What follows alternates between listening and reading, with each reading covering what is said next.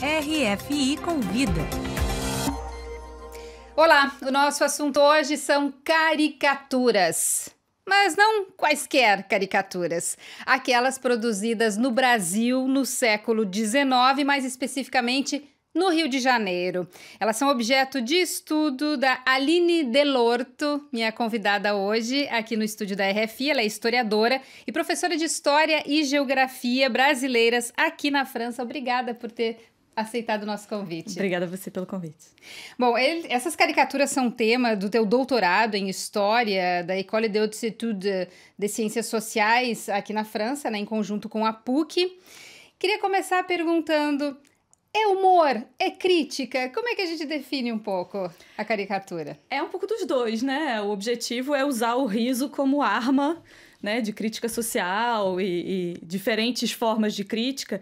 Inclusive, essa é uma especificidade no Brasil com relação à França, né? Na França, a gente tem o hábito de pensar em caricatura como uma arte necessariamente contestatária, revolucionária, né? E no Brasil, esse riso foi usado também para defender o Império Brasileiro, né? No caso do século XIX, que eu estudo, para criticar costumes que eram considerados inadaptados e tal.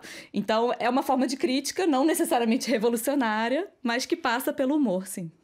No seu livro você explica bem que ela é fruto também da modernidade, né? Do mundo cada vez mais civilizado, com a urbanização, a industrialização, isso pelo menos na Europa. Agora, no Brasil, tudo aconteceu mais tarde, né? A gente ainda era um país monarquista, escravagista, industrializado tardiamente. Como é que você vê essa relação? Isso foi uma das grandes questões assim, desse trabalho, né, que é o fruto da minha tese, que foi pensar que modernidade é essa na qual o Brasil queria se inscrever, né, entrar no rol das grandes civilizações modernas e civilizadas.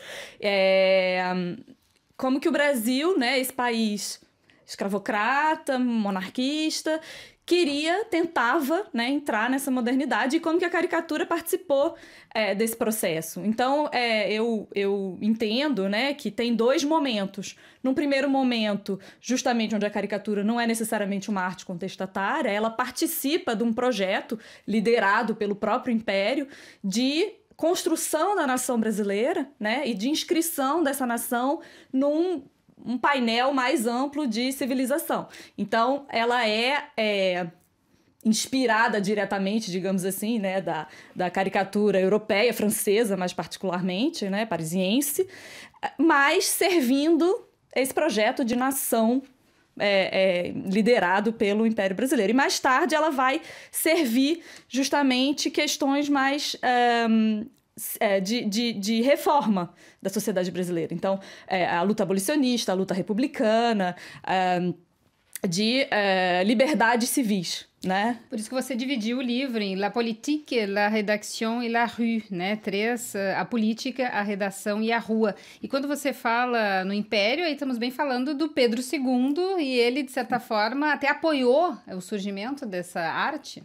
Exatamente. Isso é também uma particularidade brasileira, que é que a caricatura é fruto, em todo caso, obra dos artistas que faziam parte da Academia Imperial de Belas Artes. Então, ela nasce ali no seio da arte oficial, né? Aí é difícil criticar, né?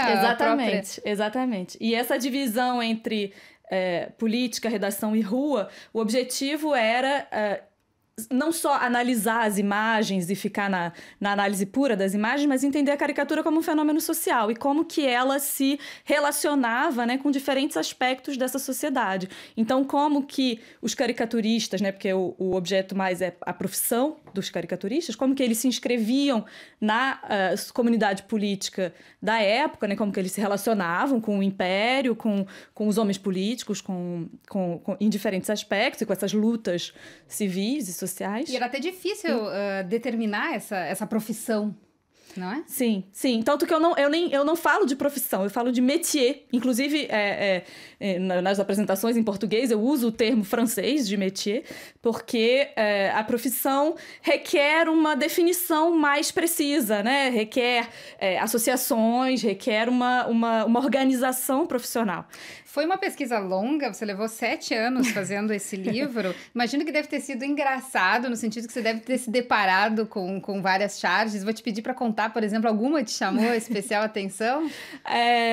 Depende do tema, né? Tem várias que eu poderia citar. É claro, se eu tomar, por exemplo, essa da capa, né, que eu escolhi porque fala justamente dessa profissão, como que eles se representavam, como que eles se viam, né? E aqui a gente vê muito essa noção de velocidade. É preciso, né, responder. A caricatura não só é uma imagem, mas ela é um objeto midiático. Então ela precisa responder a justamente essa necessidade moderna de velocidade, de rapidez, né? De tá sempre comentando, né, própria do jornalismo, comentar a atualidade, e essa divisão do trabalho, né, entre as pernas, as mãos, vamos lá, o mais rápido que a gente puder. E foi fácil encontrar o acervo para fazer essa pesquisa?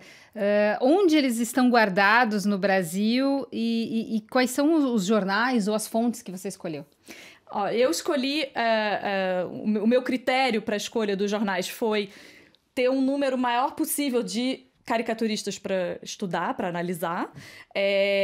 Então, eu trabalho com revistas dos anos 1840 até 1880. E a Biblioteca Nacional do Rio de Janeiro tem um fundo muito importante de fontes impressas, inclusive digitalizadas, então eu pude consultar tudo daqui da França, o que é muito prático. Mas, em compensação, todas as fontes manuscritas, ou seja, tudo que ajudaria a entender muitas coisas, cartas, contratos, fontes, né, manuscritas da vida cotidiana, ou estão dificilmente acessíveis ou não existem mais. Pouca coisa foi guardada.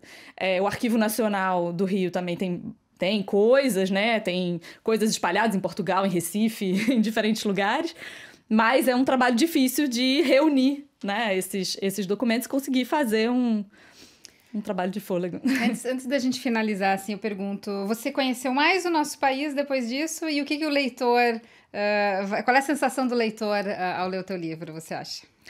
Eu acho que o que é interessante é entender, assim, como que, né, um país não é feito só de instâncias oficiais, não é feito só, né, de política. Tem nossa vida cotidiana, as coisas mais banais, né, a caricatura que a gente olha no jornal e ri dela, pode ajudar a construir um país, pode ajudar a forjar uma nação, né, e eu acho que isso que é interessante, assim, de ver a potência de um objeto midiático, cultural, que parece tão banal. Bom, essa aqui é só uma pequena amostrinha, né? Quem ficou interessado, então o livro chama Être caricaturiste. Eu agradeço muito a Aline Delorto, professora, que é a autora, então, desse livro. Obrigada por passar aqui na RFI. Obrigada a você.